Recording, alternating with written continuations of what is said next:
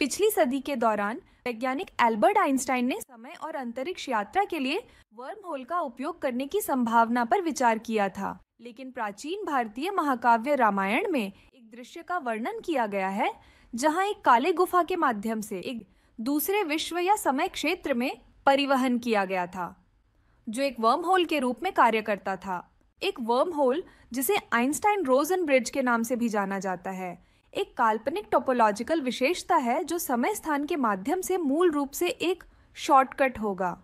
एक worm hole एक सुरंग की तरह होता है जिसके दोनों छोर अलग अलग समय स्थान बिंदुओं पर होते हैं। वर्म होल इन रामायण के किष्किंधा कांड सर्ग 50-52 में ऋषि वाल्मीकि ने एक स्थिति का वर्णन किया है जहां हनुमान, अंगद और अन्य वानर विंध्य पर्वत पर अधिक समय तक रुके रहते हैं, जो उनके राजा सुग्रीव द्वारा सीता को खोजने और अपने राज्य में लौटने की दी गई समय सीमा से परे था। अपनी खोज के दौरान उन्होंने एक चौड़ी और अगम्य गुफा देखी जिसे रक्ष गुफा के नाम से जाना जाता है, जो माया नामक राक्षस द्वारा अच्छी तरह से संरक्षित है।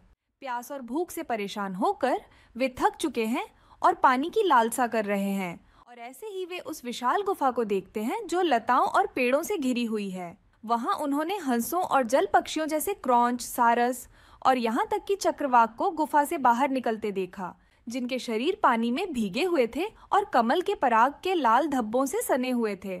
जब वे श्रेष्ठ वानर उस सुगंधित और अभेद्य गुफा के निकट पहुंचे तो वे आश्चर्यचकित होकर निराश हो गए। हालांकि उनमें सामान्य रूप से एक संदेह उत्पन्न हुआ, क्योंकि उन्होंने उस गुफा को नरक, यम का लोक या पाताल, सम्राट बलि का अधोलोक माना। फिर भी वे अत्यंत तेजस्वी और महान शक्तिशाली वानर उस गुफा के पास पहुंचे। वहां पानी की उपलब्धता देखकर प्रसन्न हुए। वह भयावह गुफा विभिन्न प्राणियों से भरी हुई थी, जो पाताल अधोलोक में राक्षसों के सम्राट बलि के निवास के समान थी, और यह हर दिशा से कुरूप और अभेद्य थी। हनुमान, जो हर अगम्य वन की जांच में निपुण है, फिर सभी शक्तिशाली वानरों से बोले। काले गुफा की कथा हनुमान और अन्य वानरों को स्वयं प्रभा द्वारा बताई जाती है, जो माया नामक राक्षस की स्वर्गीय रचना की रक्षा करने वाली एक पवित्र महिला है। माया ने इस गुफा को पृथ्वी पर स्वर्ग के रूप में बनाया था, जिसके लिए क्रोधित इंद्र ने माया का वध कर दिया। हेमा, एक अप्सरा, इस अद्भुत रचना को स्वयं प्रभा को सौंपती है, जो उस गुफा में प्रवेश करने वाले सभी वानरों को आतिथ्य प्रदान करती है। वानरों को काले गुफा से मुक्ति स्वयं प्रभा नामक पवित्र महिला द्वारा संपन्न की जाती है। हनुमान के द्वारा वानरों की दुर्दशा को सुनकर, जिसके कारण वे सीता को ढूंढने के लिए इस गुफा में प्रवेश किया था, पवित्र महिला स्वयं प्रभा को दयालु होते हुए आतिथ्य की प्रस्तावना करती है। हनुमान द्वारा उस कैद से बाहर निकलने के लिए विनती की जाती है और सुग्रीव द्वारा निर्धारित किए गए समय सीमा इसी गुफा में समाप्त हो जाती है। तो स्वयं प्रभा वानरों से उनकी आंखें ढकने को कहती हैं और फिर अपनी संतानी शक्तियों का उपयोग करके उन्हें उस गुफा से ले जाती है, जिससे किसी अन्य घुसपैठियों के लिए वह बाहर निकलना असंभव है।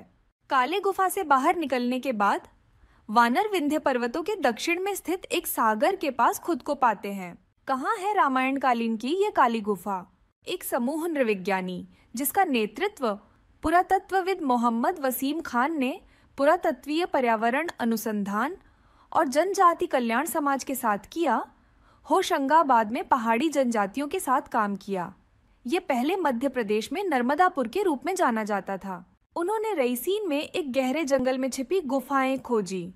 ऐसी एक गुफा में एक आश्चर्यजनक प्राचीन चित्रकला मिली, जिसमें एक व्यक्ति को बिल्ली के सूट में दिखाया गया है, एक यूएफओ जैसे उड़ने वाले वस्त्र और एक सिलेंड्रिकल स्प्रिंग जैसी आकृति। क्या वह वर्म होल पथ है? क्या यह चित्र रामायण के वह सीन का चित्रण करता है जिसमें स्वयं प्रभा एक बिल्ली सूट, हिरण की त्वचा में है, उड़ने वाले वाहन और एक वर्म होल होता है? वास्तव में मुंडकोपनिषद में विश्व रूपी ब्लैक होल और समान वैज्ञानिक शब्दों की अवधारणा की गई है। हनुमान रामायण के युद्धकांड में पाताल ब्राजील जाते हैं ताकि उन्हें हरिना पुत्र राम और लक्ष्मण को खोजा जा सके, और वह एक सुंदर गुफा के माध्यम से जाते हैं जो उसे त्वरित समय में पहुंचा देती है।